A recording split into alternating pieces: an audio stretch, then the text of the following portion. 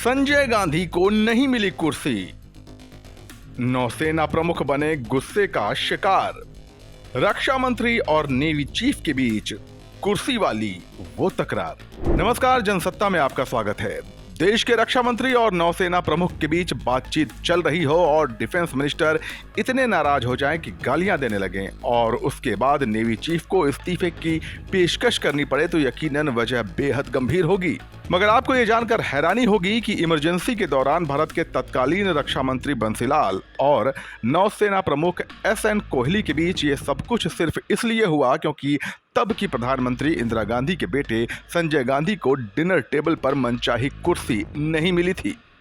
We have to defend the democracy in this country. We have to defend the institutions of this country. And we have to defend the future of this country. ये आपातकाल की बात है। सरकार पर लोकतंत्र और लोकतांत्रिक संस्थाओं के अपमान का आरोप लगाना भारत में विपक्ष का पसंदीदा काम है, मगर इतिहास के पन्नों को पलटे तो पता चलता है कि आज इल्जाम लगाने वालों पर भी कभी खुद ऐसे ही संगीन इल्जामात लगते रहे हैं। वरिष्ठ पत्रकार कुलदीप नैयर अपनी किताब द जजमेंट इमरजेंसी की इनसाइड स्टोरी में ऐसे ही एक किस्से का जिक्र करते हैं। जब देश में इमरजेंसी लगी थी, आपातकाल लगाने वाली पार्टी थी कांग्रेस और प्रधानमंत्री थी इंदिरा गांधी। मगर कहा जाता है कि इमरजेंसी के दौर में सुपर पीएम थे इंदिरा गांधी के छोटे बेटे संजय गांधी। सियासी किस्से में आज जिस घटना का जिक्र हो रहा है उसके तार भी राहुल गांधी के चाचा संजय गांधी से जुड़े हुए हैं। होटल का रूम और संजय गांधी। तारीख 11 जनवरी 1976। तत्कालीन रक्षा मंत्री बंसीलाल भारतीय नौसेना के एक कार्यक्रम में शरीक होने के लिए पत्नी समेत तब के बॉम्बे यानी आज की मुंबई में पहुंचे।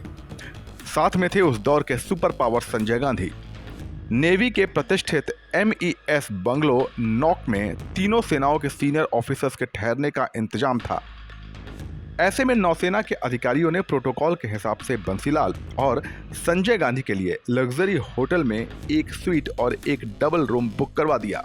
बंसीलाल ने उस वक्त तो संजय गांधी को स्वीट देकर खुद डबल रूम ले लिया, मगर वो इस इंतजाम से खुश नहीं थे और अगली सुबह तत्कालीन नौसेना प्रमुख एडमिरल SN कोहली से इस बात पर नाराजगी भी जाहिर की।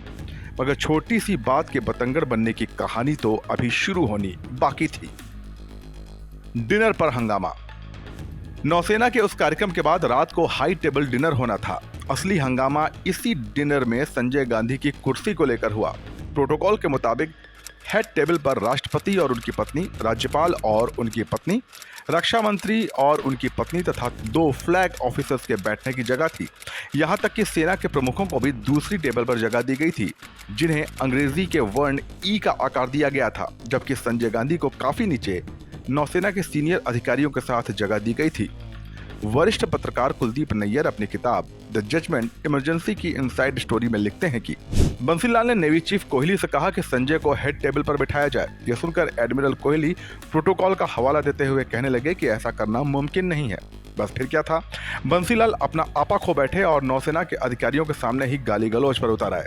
जैसे कि उनकी आदत थी, जब भी उनकी बात नहीं मानी जाती थी वो ऐसा ही करते थे। कोहली के रिटायरमेंट में महज 3 महीने बाकी थे। अचानक हुई इस बदतमीजी से उनका सब्र भी टूट गया और उन्होंने वहीं इस्तीफे की पेशकश कर दी। बंसीलाल ने ऐसा होने की उम्मीद नहीं की थी, लिहाजा उन्होंने अपने सुर बदल लिए। हालांकि रात को बंसीलाल की पत्नी हाई टेबल डिनर में शामिल नहीं हुई, इसलिए उन्होंने अपने बगल की कुर्सी पर संजय गांधी को बिठा दिया। संजय गांधी से जुड़ा यह किस्सा आपको कैसा लगा, हमें कमेंट सेक्शन में बताइए और ऐसी ही दिलचस्प सियासी कहानियों के लिए बने रहिए जनसत्ता के साथ। नमस्कार।